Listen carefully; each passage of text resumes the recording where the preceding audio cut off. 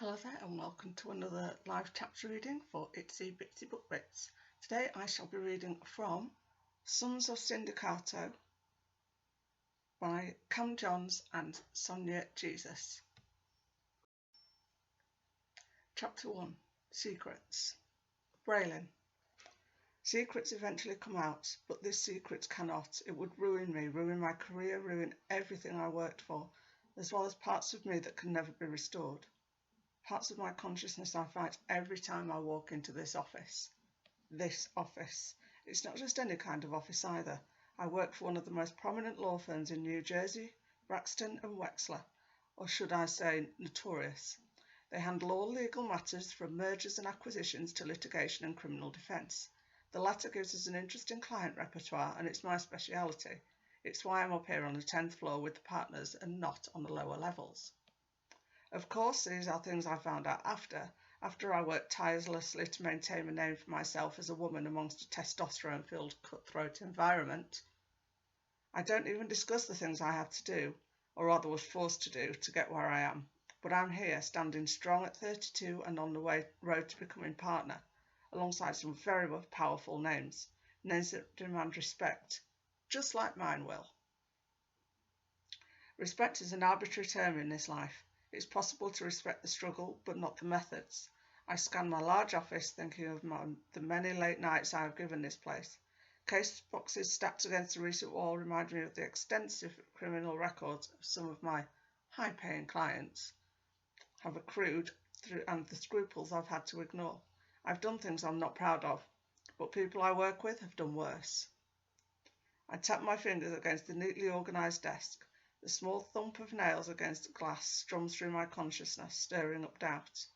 How I ended up here, I don't know, but I'm aware that this line of work takes a toll on the heart, as do other things. Defending evil obliterates morals, and advocating on their behalf burns a hole through my soul. Spinning around in my oversized leather chair, I peer out of the window that spreads across the wall behind my desk and stare at the river, spanning a distance of the view. The bustling city sits across from the edifice. Leaning back, I give myself a breather, contemplating just how long I'll be able to keep up with this double life. My life is all about secrets, and my love life isn't any different.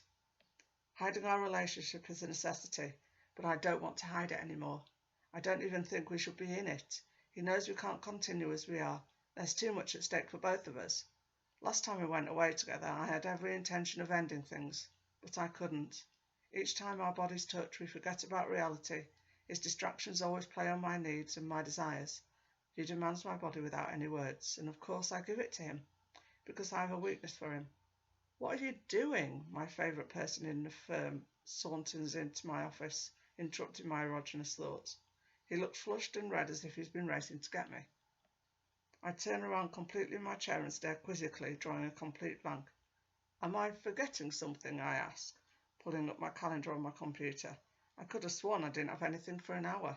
Are you kidding? It's 10:30. He waves his wrist, pointing at the watch as if I can see the time from here. He grabs my blazer from the hook on the back of the door and drops it around his forearm. What are you waiting for? I jump up from my desk, not realising I've been daydreaming for a freaking hour. I can't believe I'm going to be late for this. I panic as we scurry down the hall, my feet obnoxiously clanking against the wooden floor the faster we run. Once we reach the door, Jeremiah fans my face with his notepad to cool me down while I fix my clothes and catch my breath. He hands me my blazer, which I put on before opening the door. Both of us enter the full conference room. Before I say anything, Jeremiah covers for me. Thanks for taking that call for me, Braylon. I owe you one. He smiles vigorously, hoping I play along. He'd just lied to the board members to cover for me. I'll owe him one. No problem, Jer. Please continue, I say, as Jeremiah and I take our seats at the table across from each other. I've already discussed this with Jeremiah, Braylon, Senior President Thomas Wexler begins, but I expect you will not keep us waiting. The other board members roll their eyes at his comment, and Jer winks at me, soothing my nerves. He always does, but then again, he's the only friend I have. Most of my college friends have taken a back burner to my career, and the ones who stuck through don't exactly agree with my professional choices. Criminal defence doesn't inspire awe, just a hefty paycheck and a plethora of enemies. Wexler, who shares my speciality, has never been well liked at this firm. even though his name is literally on it. He's an older white man with silver hair and a smile that never gives off his real intentions which are never good. Perhaps that's what happens to people who dedicate their lives to defending bad people. The constant treading between fine lines doesn't thicken the boundary, just abolishes it. Maybe that's where I'm headed. I twinge at the thought of being a female version of this asshole. He's the reason why 80% of our clients are repeat criminals, powerful rich fuckers who breed more assholes. Keep our client list fruitful and long. It's a win-win, as Wexler puts it. We defend the worst of the worst for a price, a high price. We're a click away from turning our souls into currency.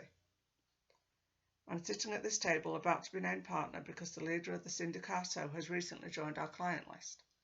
Wexler has been trying to get them on board for years, but I was the one who succeeded. Thanks to me, the youngest Giordano's son is free and not serving a sentence for attempted manslaughter against one of the Rossi mob members. Aside from being one of the most well-known mafia families, the Giordanos are owners of several businesses, including a dealership and a restaurant franchise. They make millions a month just in stock investments, not to mention what they make through their less legal ventures. But they've had to hit a rough patch over the years due to their rivalry with the Rossis. So, Miss Shaw, we've voted and decided to make you a partner here at Braxton and Wexler, Mrs. Braxton announces. Although I maintain my professionalism, my insides are jumping around like a teenage girl who just got her first kiss. Thank you so much, I stand with a smile and shake everyone's hand. However, when I reach Mr. Wexler, he isn't so pleased to have me join the team. I'm not sure if because I'm a woman or due to our history, but because some of the Giordanos prefer to deal with me personally rather than him. Either way, I couldn't care less. Even he can't take the joy from this momentous occasion. I ignore him. Mrs. Braxton pulls me into a hug, something she shouldn't be doing, but she isn't one of us. She's better than us. I always say she's almost never in the building. Leaving Wexler to make most decisions, but her late husband, who died under mysterious circumstances, left her with 51% of the firm. Therefore, regardless of what Wexler may feel, she will always have the final say. I know you have plenty to do with this. Thank you, I smile, and she grasps both my hands and holds them at a distance. Trust me, you did the hard work. I just made sure you were rewarded, she smiles one last time before releasing me to the rest of the room. Before long, it's the end of the day and I'm so tired I could pass out, but I know there won't be much sleep tonight. It's Friday night and my secret will be waiting outside in his tinted black Audi, ready to whisk me away to our spot, the place where no one knows us in this small town in Pennsylvania. Done for the day? Jeremiah Speed walks into my office and hugs me quickly, lifting me off the floor. Oh goodness, goofball, you better stop sexually harassing me or I'll have to call HR. He laughs that loud and puts me down. I'm so proud of you, Ray. His nickname for me always makes me smile. Joe has basically been my protector since I walked into the building as a fresh-faced optimistic attorney before Wexler. And Jerber has continued to be just that, the person I've really confided in most. Well, except for the secret love that no one can know. No one can ever know. I smile awkwardly. Yes, but did you see Wexler's face? He wasn't too pleased. Who gives a shit? There's nothing he can do about it now. That may be so, but we need to clear the air. He can't keep thinking he can look and talk to me like that. As I grab my bags and keys, my thoughts trail off to a time a few years ago I've kept quiet long enough. I need to talk to him. Joe Bear stares nervously. You know what I'm going to say, right? I trek over to him and place my palm on his cheek. Concern is etched all over his face, but I need him to get out of here. I don't even want to think about what would happen if Joe Bear sees my secret in the Audi. Neither man will take it well. Yes, but I'll be fine. Go home and I'll text you when I'm leaving. He accepts my encouragement and leaves the building one way as I walk in the opposite direction, down the extended hall to the larger offices. Wexler's office sits at the far end and spreads just as wide. The lights from the office seep through the doorframe. He's always the last to leave, even though he doesn't need to work, he continues to do so. Ambition to match mine. That's what initially brought me here, why I belong here. I just didn't think I would have to pay such a large price for it. Mr. Wexler, I knock on the door and turn the knob when he doesn't answer. He looks at me with a scowl on his face. Without saying a word, he lifts his perfectly waxed brow and stiffly sits up, dropping one of the many papers onto his desk with a little bit too much gusto. Clearly he's annoyed with my interruption. You know what? We can talk tomorrow. I begin to walk out. This room has too many bad memories. You've already interrupted. What do you want? He stands quickly and rounds his large desk, leaning his ass against the front edge and successfully blocking my view of his work. He crosses his ankles and arms in front of him, raising an eyebrow, waiting for me to speak. He's such a fucking jerk. Well, since I'm partner now, I thought we should clear the air, I assert, no longer afraid of him. I place my purse and briefcase on the couch that sits alongside the wall at the right of his door. My purse tips over a bit when the pressure of the briefcase, but Wexler's movements distract me. He chuckles and saunters forward, stopping a foot away from me, leaving his arms crossed in front of him. He bobs his head twice. You are a partner now. That's irrefutable. The picture of his statements alerts my intuitive flight response, but I have to remember I'm not the young, naive girl from before. I'm not afraid. Steel feet to mahogany floor, sure. I coax myself down from fleeing, from showing any sign of hesitancy. Men like him feed off fear, and he'll starve before seeing it in my eyes again. What are you doing here? He asked with a curved tone, insinuating my presence is neither unwanted nor desired. Desired at the word, bile creeps up my throat, burning the lining and eroding the words I came here to say. Interrupting me, he strides past mere inches away from me and closes his office door. I cringe momentarily, shutting my eyes from the enclosed room before snapping them open. Trapped within four walls, even the most spacious of rooms can seem like a tight space. It's hard not to focus on the setting when I'm more aware of the objects within it. To my left, law books are neatly aligned by size on a sleek, winding metal bookcase, awards acting as bookends. The desk supplies, usually stored in his top drawer, clutter the glass surface of the desk. A cigar rests on the ashtray, loitering the room with a scent of dry tobacco, French toast and cedar, a disgusting combination that invades my nose. Behind the L-shaped desk, the dark grey curtains shut the city lights out from the room, giving it an eerie feeling. Maybe that's just me. And the click of the lock. With my back to him, I steady the beat of my heart and the wandering of my eyes. My fingers tingle to the point where they burn my nail beds, but I stand in the same place. Unmoving, strong, steady. Wexler settles behind me, his lips nipping my earlobe. You don't possibly believe that because you're partner now I can't do things to you. He spews with his body directly against my back, warm cigar-scented breath trickling down my neck. Air becomes a weapon wielded by assholes. There's not enough of it, and the deprivation of oxygen in my lungs quickens my breaths. The fear I have been staving off rushes through me, unlocking memories. Flashes of pain, nights of tears. The past hits me all at once. No matter how many times I swallow, there's a dryness in my mouth only distance can satiate. Wexler has never respected distance or boundaries or bodies. Wexler inches closer, letting his hand roam the side of my arm, down my curvy hip to my thigh, freezing me in place. His touch, like hot coal burning against my skin, elevates my body heat. Propelling me away from him, I turn swiftly, backing up against his desk, just like he wants. Wexler steals the courage from me, commanding my retreat and manipulating its direction. One step forward for him, one step back from me. A pace he keeps up until I hit the edge of his desk. My eyes veer to an escape route, but he clucks his tongue, warning me against fighting back.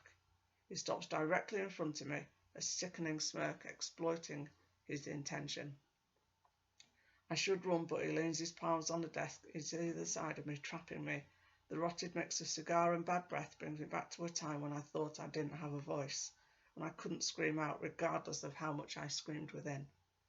He drops his head down to my earlobe, rendering me motionless on the outside. Inside I explode. Panic surges through me while he viciously waits, holding his words back to intensify the moment. Petrified of losing control of my body, I curl my fingers around the edge of the desk, bracing myself. I can take that pussy any time I want. Before I know it, I'm paralysed and on my back. My white pencil skirt is being ripped from the split to the thicker band at the waist. Palms are on my thighs, adjusting my body. I'm teetering on shutting down when the scent of his cigar barges through my mind. The briefest moment of lucidity grants me a second to think, to remember my strength. His hands are busy fumbling with the pieces of my tattered skirt, but my hands are free, and his cigar is lit, within my reach. I just need to run, I think, as I pluck it from the ashtray and hold it in my hands. Just a second to get away. Lit end meets the back of Wexler's hand. Shit, he growls, and he grabs my hand. I struggle against him, using all my limbs to kick and shove, carelessly embedding the heel of my stiletto into his soft parts, struggling for space between our bodies never meant to touch. It angers and excites him. He steadies me by the ankle, removing the black pumps and throwing them across the room before running his slippery tongue over the arch of my foot. Gross! I lunge the heel forward, hitting his nose. The harder I struggle, the more he seems to regain, the more power it gives him. He rips my black blouse, freeing my breast slightly from my bra before using his legs to spread mine apart. No, I scream internally while feeling around his desk for anything and everything to fight him off, but he spins me around, quickly wanting to take me the same way as did before. From behind, this fucking coward couldn't even look at me in the face while he stole what didn't belong to him. Not this damn time. My pulse invades my tongue, it throbs painfully. In the scuffle, papers are shifted around the desk, revealing the glass surface. The reflection shows my scared face, but this angle gives me a clear view of the items on his desk. I spot the one thing sharp enough to do the most damage. Adrenaline pours out of me as I grip the weapon in my hand, feeling the steel between my fingers, and quickly swing it back. He releases me to stop my attack, but I spin my body as hard as I can, wanting to stab him anywhere. Repeated thrusts until my hand comes back empty, bloody and empty. I shake so hard I can barely focus on my hands. With my pulse throbbing against my eardrums, I turn around slowly, sitting my butt against his desk and grasping at air to calm myself while blinking on repeat, until I see what I did.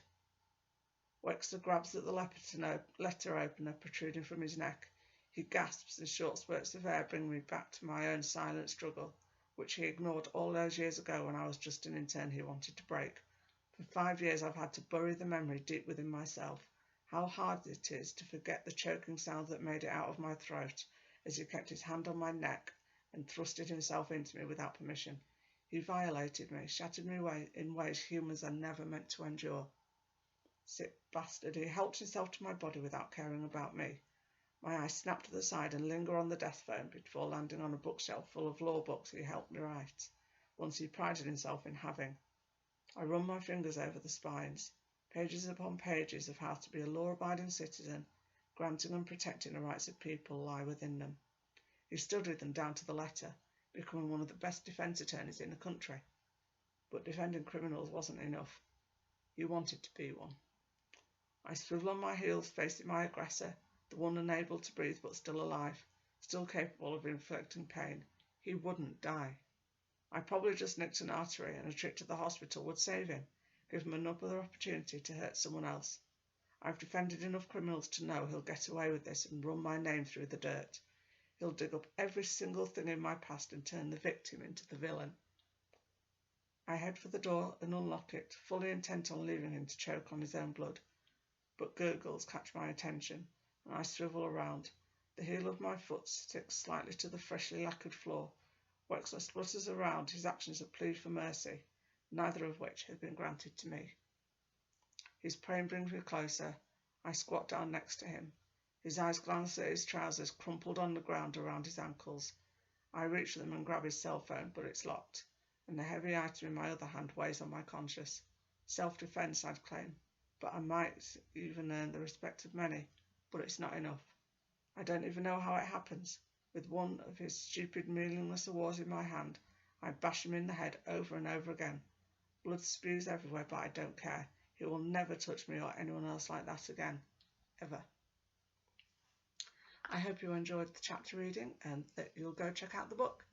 Thanks very much. Bye-bye.